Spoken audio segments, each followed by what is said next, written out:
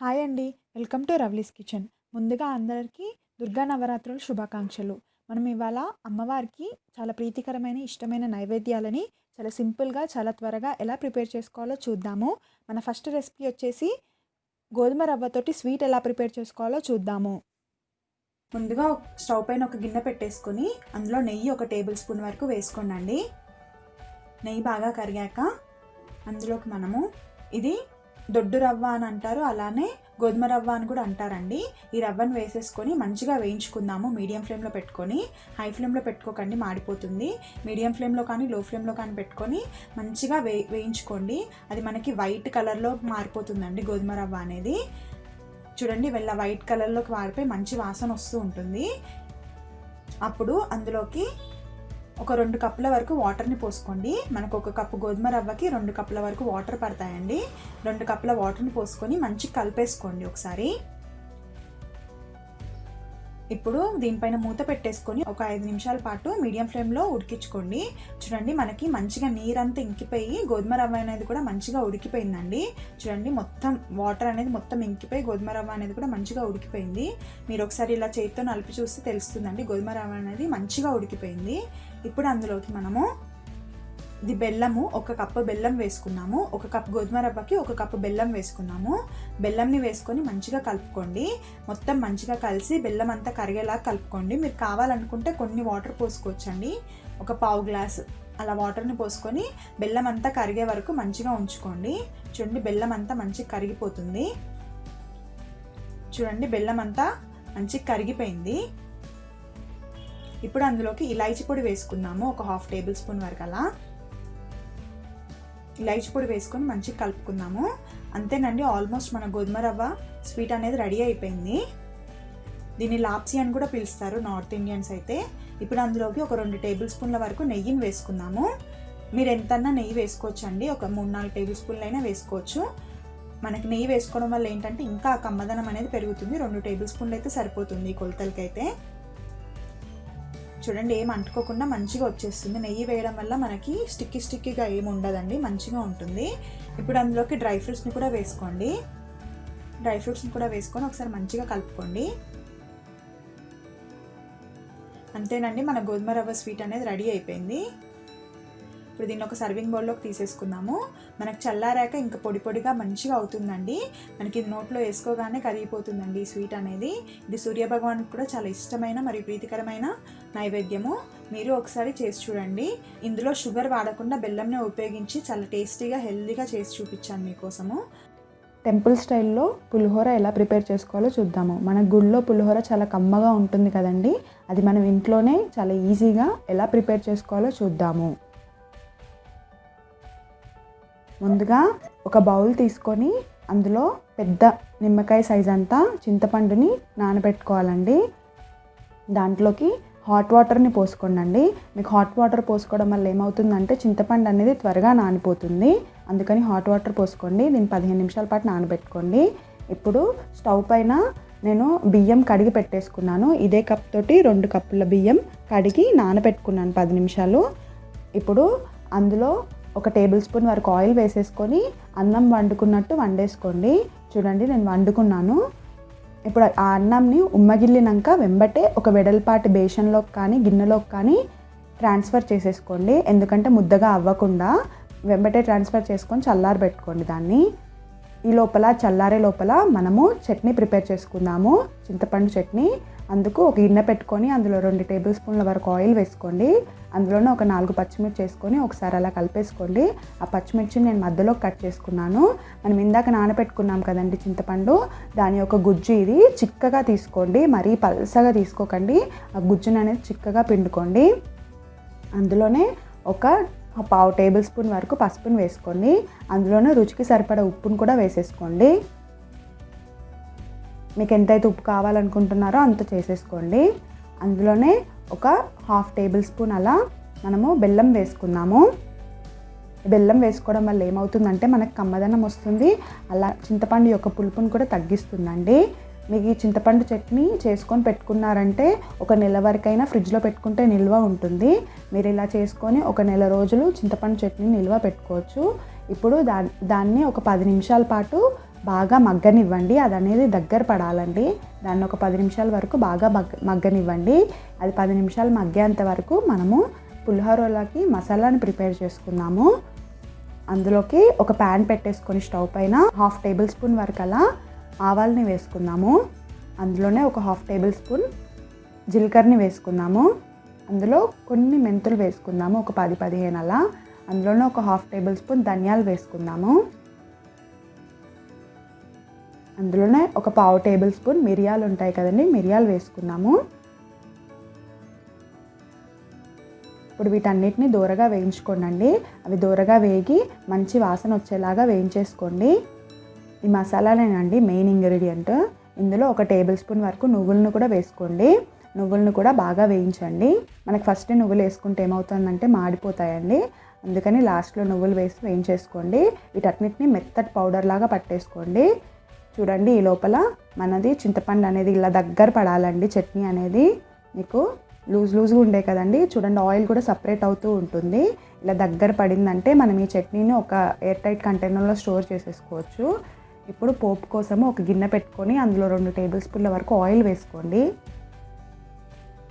Oil వేసుకొని అందులో ఒక 1/2 టేబుల్ స్పూన్ అలా ఆవాలు వేసుకోండి. అందులోనే ఒక 1/4 టేబుల్ స్పూన్ జీలకర్ర వేసుకోండి. అందులోనే ఒక టేబుల్ స్పూన్ శనగపప్పు ఉంటుంది కదా, శనగపప్పు వేసుకోండి. ఒక టేబుల్ స్పూన్ మినప్పప్పు వేసుకోండి. ఒక 3 టేబుల్ స్పూన్లు పల్లీలు వేసుకోండి. ఈ పప్పులు అనేటివి ఎక్కువ ఉంటేనే పులిహోరలో బాగుంటుందండి, అందుకని కొంచెం ఎక్కువగానే వేసుకోండి. ఈ పల్లీలు అనేటివి బాగా వేగేలా కలపండి. చూడండి, బాగా వేగిపోయాయి. అవి క్రిస్పీగా క్రంచీగా అయ్యేలాగా వేయించుకోండి. ఇప్పుడు ఇందులో ఒక 2 ఎండుమిరపకాయలు మధ్యలో కట్ చేసి వేసుకున్నానండి నేను. మనం ఆల్రెడీ పచ్చిమిర్చి వేసుకున్నాం కదా, అందుకని 2 ఎండుమిరపకాయలు వేసుకున్నాను. అందులోనే కొన్ని కరివేపాకును వేసుకోండి. ఈ కరివేపాకు అంతా బాగా కలిసేలాగా కలుపుకోండి. బాగా వేగాలి, కరివేపాకు కూడా క్రిస్పీగా అవ్వాలండి. అందులోనే ఇంగువ వేసుకోండి. ఒక పించలా ఇంగువ వేస్తేనే మనకేంటంటే ఆ గుడిలో దొరికే ప్రసాదం టేస్ట్ వస్తుందండి. ఇంగువ అనేది ఖచ్చితంగా వేసుకోండి. అది మంచి కమ్మటి వాసన మరియు ఫ్లేవర్ని ఇస్తుంది మనకి. మనం ఇందాక ప్రిపేర్ చేసి పెట్టుకున్నాం కదండి చింతపండు గుజ్జు, ఆ చింతపండు గుజ్జునంతా అందులో వేసేసుకోండి. అందులోనే మనం మసాలాలు గ్రైండ్ చేసి పెట్టుకోమని చెప్పాను కదండి, ఆ మసాలా యొక్క పొడి కూడా వేసేసుకోండి. అందులోనే మనం పోపు పెట్టుకున్నాం కదండి, ఆ పల్లీలు అదంతా కూడా వేసేసుకోండి. వేసేసుకొని దీన్ని ఒకసారి స్పూన్తో అలా కలిపేసుకోండి. అది కొంచెం చల్లారే వరకు అలా స్పూన్తో కలిపేసుకోండి. కలుపుకున్నాక చేతితో కలుపుకోండి. మనకి చేతితో కలిపితేనే ఏంటంటే అది బాగా కలుస్తుంది. అలాగే చేతితో కలిపితేనే మంచి టేస్ట్ వస్తుందండి. స్పూన్తో కలిపిన దానికన్నా మీరు చేతితో కలిపేసుకోండి. మంచిగా అంతా రైస్ అంతా మంచిగా కలిసేలాగా కలిపేసుకోండి. అంతేనండి, మన గుళ్ళో దొరికేలాంటి పులిహోర ఇంట్లోనే ప్రిపేర్ చేసుకోవచ్చు. ఏం లేదండి, మనకి ఇంగువ ఖచ్చితంగా యాడ్ చేయాలి. కొంచెం బెల్లం యాడ్ చేసినట్టయితే ఆ మసాలా వల్ల కూడా మనకి ఆ గుళ్ళో దొరికే పులిహోర లాంటి టేస్ట్ వస్తుందండి. మీరు అమ్మవారికి ఈ నైవేద్యం చేసి పెట్టండి, చాలా బాగుంటుంది. మీరు ఒకసారి ట్రై చేయండి. మన నెక్స్ట్ రెసిపీ వచ్చేసి పూర్ణాలండి. ఖచ్చితంగా శ్రావణ శుక్రవారం రోజు చాలామంది పూర్ణాలు చేసుకుంటారు కదండి. ఈ పూర్ణాలని మనము టిప్స్తో ఎలా చేసుకోవాలో చూద్దాము. ముందుగా ఒక గిన్నె పెట్టుకొని అందులో ఈ గ్లాస్తో 1 కప్పు శనగపప్పును వేసుకున్నానండి నేను. దాన్ని ఒక 2 సార్లు బాగా కడుక్కోండి. అందులో 2 కప్పుల వరకు వాటర్ని పోసుకొని నానబెట్టుకోండి ఒక 2 గంటలు. మరొక గిన్నె తీసుకొని అందులో 1 కప్పు బియ్యంని వేసుకోండి. 1 కప్పు మినపప్పును కూడా వేసుకోండి. వీటిని కూడా బాగా కడుక్కొని ఒక 3 కప్పుల వరకు వాటర్ని పోసుకొని ఒక 6 గంటల పాటు నానబెట్టేసుకోండి. ఇప్పుడు ఇది శనగపప్పు అండి. మనము 2 గంటల పాటు నానబెట్టాం కదండి, ఆ శనగపప్పుని ఒక ప్రెషర్ కుక్కర్లో వేసేసుకోండి. వేసేసుకొని 1 కప్ వరకు అలా వాటర్ పోసేసుకొని మనము దీన్ని 3-4 విజిల్లు వచ్చే వరకు ప్రెషర్ కుక్ చేసేసుకుందాము. ఈ లోపల అది విజిల్ వచ్చి ఉడికే లోపల మనము నానబెట్టుకున్నాం కదండి మినపప్పు ఇంకా బియ్యము. ఆ మినపప్పు ఇంకా బియ్యంలో వాటర్ తీసేసి ఒక మిక్సీ జార్లోకి ట్రాన్స్ఫర్ చేసుకోండి. వేసేసుకొని దాన్ని స్మూత్ పేస్ట్ లాగా పట్టేసుకోవాలండి. మీకు ఎంతైతే వాటర్ రిక్వైర్ అవుతాయో అంత బాగా పట్టేసుకొని స్మూత్ పేస్ట్ లాగా పట్టుకోవాలి. మరీ లూజ్గా పట్టకండి, కొంచెం థిక్గా పట్టాలి. చూడండి, ఇలా స్మూత్ పేస్ట్ లాగా థిక్ ఫ్లోయింగ్ కన్సిస్టెన్సీ లాగా పట్టాలి, మరీ లూజ్గా పట్టేసుకోకండి. ఇప్పుడు దీన్ని ఒక బౌల్లోకి ట్రాన్స్ఫర్ చేసుకోండి. వెడల్పాటి గిన్నెలోకి ట్రాన్స్ఫర్ చేసుకోండి. చూడండి, ఈ కన్సిస్టెన్సీ ఉండాలి. ఇది పర్ఫెక్ట్ కన్సిస్టెన్సీ అండి. జారుడుగా ఉండాలి, కానీ థిక్ ఫ్లోయింగ్ బ్యాటర్ అండి ఇది. ఇందులో ఒక 1/2 టేబుల్ స్పూన్ వరకు అలా ఉప్పు వేసుకోండి. ఉప్పు కూడా బాగా కలిసేలాగా కలుపుకోండి. మనము ఇందాక శనగపప్పు ఉడకడానికి పెట్టుకున్నాం కదండి, అది ఉడికిపోయింది. చూద్దాము. చూడండి, ఇలా బాగా ఉడకాలి, మెత్తగా ఉడికేలాగా ఉడికించుకోండి. 4 విజిల్స్ వస్తేనైతే పర్ఫెక్ట్గా ఉడికిపోతుంది. ఇప్పుడు ఈ పప్పునంతా ఒక స్ట్రైనర్లోకి ట్రాన్స్ఫర్ చేసేసుకోండి. వాటర్ ఏం లేకుండా డ్రైన్ చేసుకోండి. మీకు కావాలంటే వడగట్టుకోవచ్చు కూడా. అది పప్పు అంతా చల్లారిపోయిందండి. దాన్ని ఒక మిక్సీ జార్లోకి ట్రాన్స్ఫర్ చేసేస్తున్నాను. మెత్తగా పట్టేసుకోండి. మీరు కావాలంటే పప్పు దువ్వతో కూడా రుబ్బుకోవచ్చు. కానీ మిక్సీలో వేస్తే ఏంటంటే మీకు అస్సలు పప్పు అనేది ఉండదండి. మంచిగా రుబ్బిపోతుంది పప్పు అనేది. ఇప్పుడు స్టవ్ పైన ఒక ప్యాన్ పెట్టేసుకొని అందులో 1 కప్ వరకల్లా బెల్లంని వేసుకోండి. మనం పూర్ణం ప్రిపేర్ చేయడానికి 1 కప్పు బెల్లంని వేసుకోండి. మనం ఏ కప్ అయితే శనగపప్పు తీసుకున్నామో అదే కప్ అంతా బెల్లం వేసుకోండి. సేమ్ అదే కప్పు బెల్లం వేసేసుకోండి. బెల్లం అంతా బాగా కరిగేలాగా కలుపుకోండి. ఇప్పుడు మనం ఇందాక బ్లెండ్ చేసి పెట్టుకున్నాం కదండి శనగపప్పుని, ఆ శనగపప్పుని కూడా అందులో వేసుకొని బెల్లం ఇంకా శనగపప్పు బాగా కలిసేలాగా కలుపుకోండి. మీకు ఇలా చేసినట్టయితే ఏమవుతుందంటే మనకి పూర్ణం అనేది పర్ఫెక్ట్గా రెడీ అవుతుందండి. మనకి అది అనేది దగ్గర పడి పర్ఫెక్ట్గా రెడీ అవుతుంది. ఇది దగ్గర పడే వరకు ఉంచుకోండి. మీకు కన్సిస్టెన్సీ తెలుస్తుంది కదండి, పిండిలాగా రావాలి. ఆ కన్సిస్టెన్సీ వచ్చే వరకు మూత పెట్టుకొని ఉడికించుకోండి.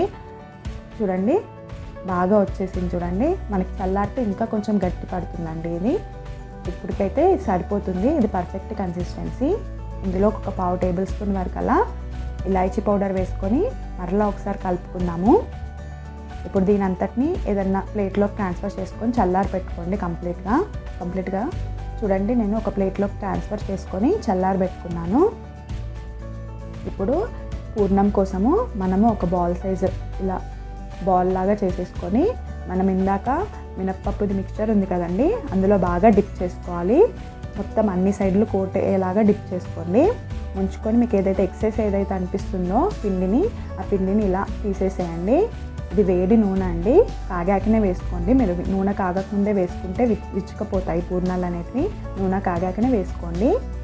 ఇలా అన్నీ వేసేసుకోండి. ముందే మనం అన్ని బాల్స్ చేసి పెట్టుకున్నామంటే ఒకటేసారి పిండిలో ముంచి వేసేసుకోవచ్చు. ఒక్కొక్కటి చేసి ముంచేదానికంటే ఒకటేసారి మనం బాల్స్ చేసి పెట్టుకున్నామంటే మంచిగా పిండిలో ముంచి వేసేసుకోవచ్చు. వీటిని మీడియం ఫ్లేమ్లో ఫ్రై చేసుకోండి. హై ఫ్లేమ్లో ఫ్రై చేసుకోకండి, మాడిపోతాయి. మీడియం ఫ్లేమ్లో పెట్టుకొని ఇలా చుట్టూ తిప్పుతూ మెల్లిమెల్లిగా తిప్పండి. ఆ పిండి అనేది పగిలి లోపల నుంచి పూర్ణం బయటకు వచ్చే అవకాశం ఉంటుంది. అందుకని మెల్లగా తిప్పుకోండి, మీడియం ఫ్లేమ్లో కాల్చుకోండి. చూడండి, పూర్ణాలు అనేటివి రెడీ అయిపోయాయి. ఇది కూడా మీరు ఈజీగా అమ్మవారికి నైవేద్యం పెట్టే విధంగా ఈజీగా చెప్తాను నేను. మీరు ఒకసారి ట్రై చేసి చూడండి. మన నెక్స్ట్ వచ్చేసి పరమాన్నం అండి. అదే చక్కెర పొంగలి అని కూడా అంటారు. మనము దీన్ని చాలా ఈజీగా తక్కువ నెయ్యితోటి తక్కువ పాలతోటి ఎలా ప్రిపేర్ చేసుకోవాలో చూద్దాము. ఇప్పుడు దీని ప్రొసీజర్లోకి వెళ్ళిపోదాము. ముందుగా ఒక ప్రెషర్ కుక్కర్ తీసుకొని అందులో 1/2 కప్ బియ్యంని వేసేసుకున్నానండి. అందులోనే ఒక 1/2 కప్ పెసరపప్పుని వేసుకున్నాను. 2 ఈక్వల్ క్వాంటిటీస్లో వేసుకున్నాను. 1/2 కప్ బాగా కడిగేసుకున్నాను. ఇప్పుడు ఇందులో 3 కప్పుల వరకు వాటర్ పోసుకోండి. మెత్తగా ఉడకాలి. జనరల్గా అయితే మనం 1 కప్కి 2 కప్పుల వాటర్ పోస్తాం కదండి బియ్యంకి. ఇందులో 1 కప్కి 3 కప్పుల వాటర్ పోసుకోవాలి. అందులో ఒక నెయ్యి వేసుకున్నట్టయితే ఏంటంటే మనకి పొంగదండి. మనకి ప్రెషర్ కుక్ చేసినప్పుడు విజిల్ వచ్చినప్పుడు పొంగకుండా ఉంటుంది. దాన్ని మూత పెట్టేసి ప్రెషర్ కుక్ చేసుకోండి. ఒక 3 విజిల్ల వరకు ప్రెషర్ కుక్ చేసుకోండి. ఈ లోపల మనము బెల్లంని కరిగించుకుందాము. దానికోసం ఒక గిన్నె పెట్టుకొని 1 కప్పు బెల్లం వేసుకోండి. మనము 1/2 కప్ బియ్యము 1/2 కప్ పెసరపప్పు వేసుకున్నాం కదా, 1 కప్ అయింది కదండి. ఆ 1 కప్పు తోటి బెల్లంని కూడా వేసేసుకోండి. అందులో ఒక 1/2 కప్ వరకు వాటర్ని పోసుకొని బాగా కరిగేలాగా కరిగించుకోండి బెల్లంని. ఏం లేదండి, పాకం ఏం రావాల్సిన అవసరం లేదు, జస్ట్ కరిగితే సరిపోతుందండి. బాగా కరిగించుకోండి బెల్లం అంతటిని. ఏంటంటే మనకి ఇలా కరగడం వల్లే మన డస్ట్ ఉంటే స్ట్రెయిన్ చేసేసుకోవచ్చు, లేకపోతే అందులో యాడ్ చేసినప్పుడు కూడా కరెక్ట్గా మిక్స్ అయిపోతుంది. మనకి ఇది 3 విజిల్లు వచ్చి ప్రెషర్ కుక్ అయిపోయిందండి. చూడండి, మెత్తగా ఉడికిపోయింది. మనం దీని అంతటిని ఒక స్పూన్ తీసుకొని ఇలా మెత్తగా మ్యాష్ చేసేసుకోవాలి. మంచిగా ఇలా మెత్తగా మ్యాష్ చేసేసుకోవాలండి. మెత్తగా మ్యాష్ చేసుకొని మనం ఇందాక బెల్లం యొక్క వాటర్ ఉన్నాయి కదండి, కరిగించి పెట్టుకున్నాను. మీకు ఏమన్నా డస్ట్ ఉన్నట్టుంటే స్ట్రెయిన్ చేసేసుకోండి, లేకపోతే డైరెక్ట్గా అయినా యాడ్ చేసుకోవచ్చు. నేను డైరెక్ట్గా యాడ్ చేసుకుంటున్నాను, నాకేం డస్ట్ కనిపించలేదు అందులో, అందుకని నేను డైరెక్ట్గా యాడ్ చేసేసుకొని బాగా కలుపుకోండి.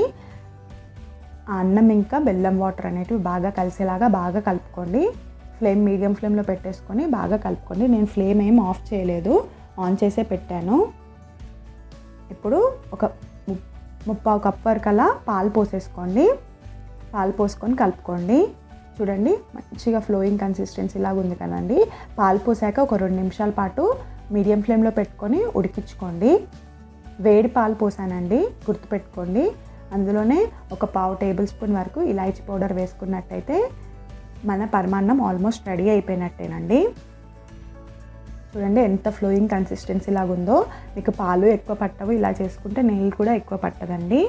ఇప్పుడు మనము ఫైనల్ టచ్ కోసము ఆ కమ్మటి వాసన రావడానికి ఒక 2 టేబుల్ స్పూన్ల వరకు నెయ్యిని వేసుకుంటున్నాను. ఒక 2 టేబుల్ స్పూన్ల నెయ్యి వేసుకొని, ఇవి డ్రై ఫ్రూట్స్ అండి, మీరు ఏవైనా వేసుకోవచ్చు. డ్రై ఫ్రూట్స్ నేను బాదం, కిస్మిస్ అలా వేసుకున్నాను. అవి బాగా దూరగా వేగి గోల్డెన్ కలర్ వచ్చే వరకు వేయించుకోండి. వేయించుకున్నాక మనం ఇందాక ప్రిపేర్ చేసుకున్నాం కదండి పరమాన్నము, ఆ పరమాన్నంలో వేసేసుకోండి. వేసుకొని ఒకసారి బాగా కలిపేసుకోండి. అంతేనండి, మనకి పరమాన్నం రెడీ అయిపోయినట్టేనండి. మనకి తక్కువ పాలతో నెయ్యి కూడా తక్కువ వేసుకొని మనం పరమాన్నం ఇలా ప్రిపేర్ చేసుకున్నట్టయితే మీకు ఈవినింగ్ వరకైనా గట్టి పడదండి, అస్సలే దగ్గర పడదు. చాలా ఇలానే కన్సిస్టెన్సీతో చాలా బాగుంటుంది. మన నెక్స్ట్ రెసిపీ వచ్చేసి దద్దోజనం ఎలా ప్రిపేర్ చేసుకోవాలో చూద్దాము. పెరుగు అనేది పుల్ల పడకుండా, అలాగే దగ్గర పడకుండా, గట్టి పడకుండా ఈ టిప్స్తో కనుక మీరు చేసుకున్నట్టయితే దద్దోజనం పర్ఫెక్ట్గా వస్తుందండి. ఇది ఎలా చేసుకోవాలో ఇప్పుడు దీని ప్రొసీజర్లోకి వెళ్ళిపోదాము. ఈ కప్పుతో నేను ఒక 1/2 కప్పు బియ్యంని వేసుకుంటున్నాను. ఇవి బాగా కడిగేసుకున్నాను ఒక 2 సార్లు. అందులో 2 కప్పుల వరకు వాటర్ని పోసుకుంటున్నాను. 1/2 కప్కి 2 కప్స్, ఎందుకంటే అన్నం అనేది మెత్తగా ఉడకాలి, అందుకు 1/2 కప్కి 2 కప్స్ వాటర్ని పోసేసుకున్నాను. ఇప్పుడు ఈ రైస్ని మామూలుగా మనం అన్నం వండినట్టే వండేసుకున్నాము. చూడండి నేను వండుకున్నాను. ఇప్పుడు దాన్ని మెత్తగా మ్యాష్ చేసుకోవాలి. వేడి మీదనే మ్యాష్ చేసుకోండి, చల్లారినాక అసలు అన్నం అనేది మెదగదు. అందుకని వేడి మీదనే దీన్ని అంతా మెత్తగా ఇలా నలుపుకోండి మొత్తము అన్నంని. అందులో ఒక 1/2 కప్ పాలు పోసుకోండి. మనకు పాలు పోసుకోవడం వల్ల ఏమవుతుందంటే పెరుగు పుల్ల పడకుండా ఉంటుంది, అలాగే మనం అన్నం పెరుగులో కలిపితే గట్టి పడుతుంది కదండి అన్నము, అలా అవ్వకుండా ఉంటుంది. దీన్ని మొత్తం చల్లారి పెట్టుకోండి. చూడండి చల్లారిపోయింది. పాలు అనేది కూడా మొత్తం అన్నం అబ్జర్వ్ చేసుకుని చూడండి. అందులోనే ఒక కప్పు పెరుగుని వేసుకోండి. అందులోనే ఒక 1/2 టేబుల్ స్పూన్ సాల్ట్ని కూడా వేసేసుకోండి. ఇప్పుడు దీని అంతటిని బాగా కలపండి. మనకి ముందే పాలు పోసుకోవడం వల్ల ఏమవుతుందంటే ఆ పాలు అన్నం అనేది అబ్జర్వ్ చేసేసుకుంటుంది. మనం పెరుగు పోసుకున్నప్పుడు ఇక మంచిగా అలా కలిసిపోతూ ఉంటుందండి. పెరుగు అనేది కొంచెం చిక్కటి పెరుగు వేసుకోండి, గట్టి పెరుగు. ఇది పర్ఫెక్ట్ కన్సిస్టెన్సీ అండి. మనము తాలింపు కోసము గిన్నె పెట్టుకొని అందులో 2 టేబుల్ స్పూన్ల వరకు ఆయిల్ని వేసేసుకున్నాము. అందులో 1 టేబుల్ స్పూన్ ఆవాలు వేసుకున్నాము. ఆవాలన్నీ చిట్టుపట్లాడాక అందులో ఒక 1/2 టేబుల్ స్పూన్ జీలకర్ర వేసుకుందాము. ఒక 1/2 టేబుల్ స్పూన్ శనగపప్పును వేసుకుందాము. 1 టేబుల్ స్పూన్ మినప్పప్పును కూడా వేసుకుందాము. వీటన్నిటిని బాగా ఫ్రై అయ్యేలాగా లో ఫ్లేమ్లో పెట్టుకొని కలుపుకోండి, హై ఫ్లేమ్లో పెట్టకండి. ఒక పచ్చిమిర్చి వేసుకున్నాను మధ్యలో కట్ చేసినవి. 1 ఎండుమిరపకాయ కూడా మధ్యలోకి చించి వేసేసుకున్నాను. కొన్ని కరివేపాకు వేసుకుంటున్నాను. కరివేపాకు కూడా బాగా ఫ్రై అయ్యేలాగా చూసుకోండి. చూడండి బాగా ఫ్రై అయిపోయింది. ఇప్పుడు ఇందులో ఒక 4-5 అలా కాజులు వేసుకుంటున్నాను. ఫస్టే కాజు వేసుకున్నట్టయితే మాడిపోతుందండి, అందుకే ఈ టైంలో వేసుకుంటే మంచిగా కలర్ వస్తాయి. అందులోనే ఒక 6 మిరియాలు వేసేసుకున్నాము. బాగా కలిసేలాగా కలుపుకోండి. కొంచెం ఇంగువ వేసుకోండి. ఆ ఇంగువ వేసుకుంటే మనకి గుళ్ళల్లో పెడతారు కదండి దద్దోజనం, ఆ స్మెల్, ఆ ఫ్లేవర్ అనేది వస్తుందండి. ఇంగువ వేసుకోండి. ఇప్పుడు మనం ఏదైతే పోపు పెట్టుకున్నాం కదండి, ఆ పోపు అనేది ఈ పెరుగన్నం కలిపి పెట్టుకున్నాం కదా అందులో వేసేసుకోండి. ఇప్పుడు దీని అంతటిని బాగా కలిసేలా కలపండి. అంతేనండి, మనకి గుళ్ళో దొరికేలాంటి దద్దోజనం ఇంట్లోనే ప్రిపేర్ చేసుకోవచ్చు. ఇది చాలా బాగుంటుందండి. మీకు అస్సలు ఈవినింగ్ అయినా కూడా పుల్ల పడదు, అలానే గట్టి పడదు అన్నం అనేది. మీరు కనుక ముందే పాలు కలుపుకొని ఆ తర్వాత పెరుగు వేసుకున్నట్టయితే మనకి ఎంతో రుచికరమైన దద్దోజనం రెడీ అయిపోతుందండి.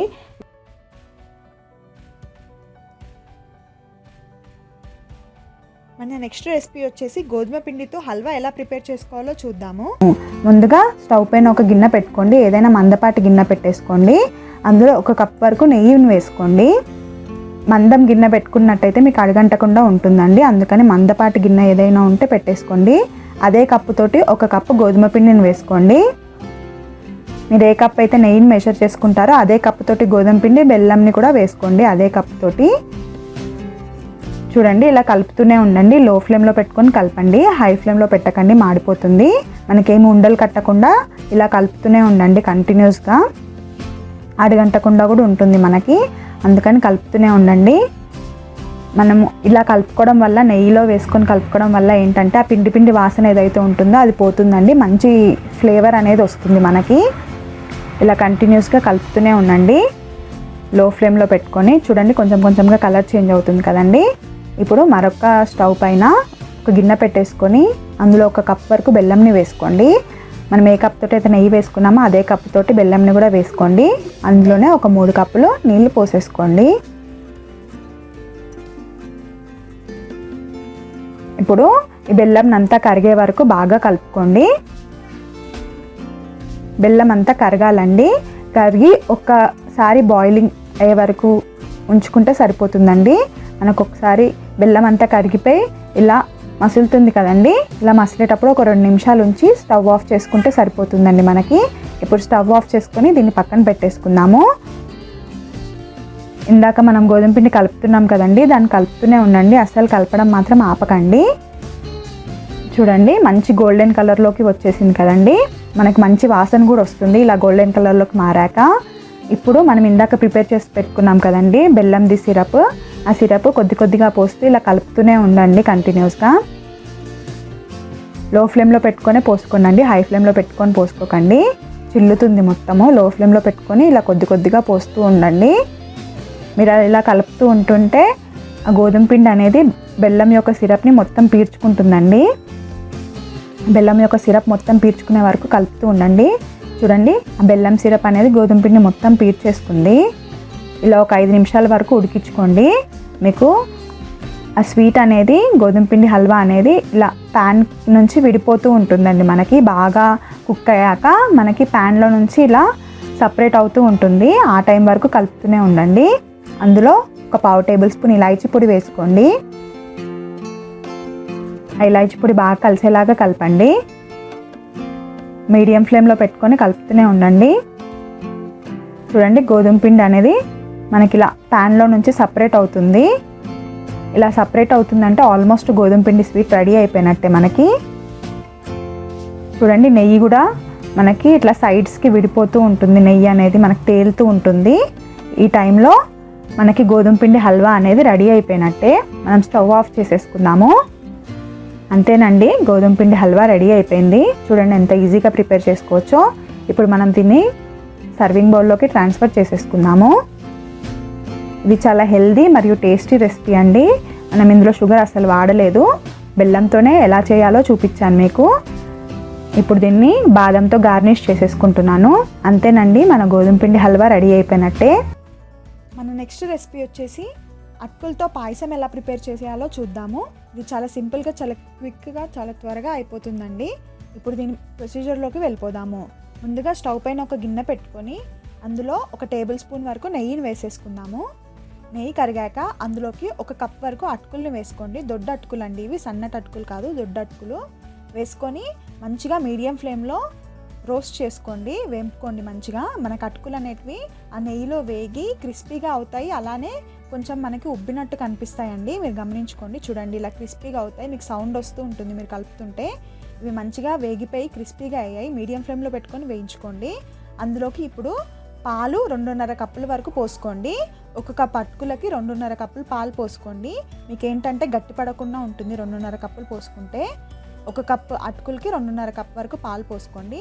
పాలు పోసేసుకొని మంచిగా కలుపుకోండి. ఇలా ఒకసారి కలుపుకొని ఒక 5 నిమిషాల పాటు మీడియం ఫ్లేమ్లో పెట్టుకొని ఉడికించుకోండి. 5 నిమిషాలు సరిపోతుందండి ఉడకడానికి అటుకులు.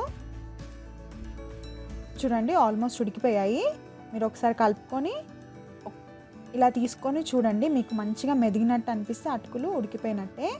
చూడండి మంచిగా అటుకులు అంటే ఉడికిపోయాయి కదండి. ఇప్పుడు అందులోకి చక్కెర వేసేసుకుందాం. ఒక హాఫ్ కప్ వరకు, హాఫ్ కప్ చక్కెర వేసుకొని మంచిగా కలిపేసుకోండి. ఆ చక్కెర అంతా బాగా కలిసి కరిగిపోయే వరకు మంచిగా కలిపేసుకోండి. ఇప్పుడు ఇందులోకి ఇలాచీ పొడి వేసుకోండి, ఒక హాఫ్ టేబుల్ స్పూన్ వరకు అలా వేసుకొని మళ్ళీ ఒకసారి కలపండి. అంతేనండి, మన అటుకుల పాయసం అనేది ఆల్మోస్ట్ రెడీ అయిపోయినట్టే. ఇప్పుడు స్టవ్ ఆఫ్ చేసేసుకొని దీన్ని పక్కన పెట్టేసుకుందాము. ఇప్పుడు ఒక గిన్నె పెట్టేసుకొని అందులో ఒక టేబుల్ స్పూన్ వరకు నెయ్యిని వేసేసుకుందాము. అందులోనే డ్రై ఫ్రూట్స్ ఉంటాయి కదండి, అవి ఏవైనా మీకు నచ్చిన డ్రై ఫ్రూట్స్ని ఫైన్గా చాప్ చేసి వేసుకుంటున్నాను నేను. వేసేసుకొని మంచిగా ఈ నెయ్యిలో వేంపుకోండి. మంచిగా గోల్డెన్ బ్రౌన్ కలర్ వచ్చే వరకు వేంపేసుకోండి. ఇప్పుడు మనం ఇందాక అటుకుల పాయసం ప్రిపేర్ చేసుకున్నాం కదండి, దాని మీద ఇవి వేసేసుకోండి. అంతేనండి, మనకి ఎంతో టేస్టీ మరియు త్వరగా అయిపోయే అటుకుల పాయసం అనేది రెడీ అయిపోయింది. మీకు ఎప్పుడైనా కొంచెమే టైం ఉండి అమ్మవారికి నైవేద్యం పెట్టాలనుకుంటే ఇలా క్విక్గా అటుకుల పాయసం చేసి పెట్టేయచ్చు. ఇది చాలా టేస్టీగా ఉంటుంది, చాలా ఈజీ కూడా ప్రిపేర్ చేయడము. ఇప్పుడు దీన్ని ఒక సర్వింగ్ బౌల్లోకి మార్చేసుకుందాము. అంతేనండి, మనకి ఎంతో టేస్టీ మరియు సింపుల్ అటుకుల పాయసం రెసిపీ రెడీ అయిపోయింది. మన నెక్స్ట్ రెసిపీ వచ్చేసి రవ్వ కేసరి ఎలా ప్రిపేర్ చేసుకోవాలో చూద్దాము. ముందుగా ఒక బాండి పెట్టేసుకొని అందులో 2 టేబుల్ స్పూన్ల వరకు నెయ్యిని వేసేసుకుందాము. అందులోనే ఉప్మా రవ్వ అండి, ఇది సన్న రవ్వ ఉప్మా రవ్వ. ఆ ఉప్మా రవ్వని 1 కప్ వరకు వేసేసుకుందాము. దీన్ని మీడియం ఫ్లేమ్లో పెట్టుకొని మంచిగా వేయించుకోండి. మనకేంటంటే ఉప్మా రవ్వ అనేది మంచిగా వేగి కమ్మటి వాసన అనేది వస్తుందండి. అప్పటి వరకు వేయించుకోండి. హై ఫ్లేమ్లో పెట్టుకొని వేయించుకోకండి, మాడిపోతుంది. మీడియం ఫ్లేమ్లో కానీ లో ఫ్లేమ్లో కానీ పెట్టుకొని మీరు మంచిగా వేయించుకోండి. చూడండి ఇలా కలర్ చేంజ్ అవుతుంది, మంచి వాసన కూడా వస్తుంది. ఇప్పుడు దాన్ని పక్కన పెట్టేసుకుందాము. ఇప్పుడు మరొక గిన్నెలో 2.5 కప్పుల వరకు వాటర్ని పోసేసుకుందాము. 1 కప్ ఉప్మా రవ్వకి 2.5 కప్పుల వాటర్ పడుతుందండి. మనం 1 కప్ ఉప్మా రవ్వ వేయించి పెట్టుకున్నాం కదండి. ఇప్పుడు ఇందులోకి 2.5 కప్పులు వాటర్ పోసేసుకున్నాము. వాటిని మంచిగా మసలే వరకు ఉంచుకుందాము. చూడండి మంచిగా మసులుతున్నాయి కదండి. ఇప్పుడు అందులోకి మనం ఇందాక వేయించి పెట్టుకున్నాం కదండి ఉప్మా రవ్వ, అది వేసేసుకుందాము. కొద్దిగా వేసుకుంటూ మంచిగా కలుపుకోనండి. చూడండి ఇలా కొద్దిగా వేసుకుంటూ కలుపుతూ ఉండండి. మనకు ఉండలేం కట్టకుండా ఉంటుంది. ఒకటేసారి వేసుకున్నట్టయితే ఉండలు కట్టేస్తుంది.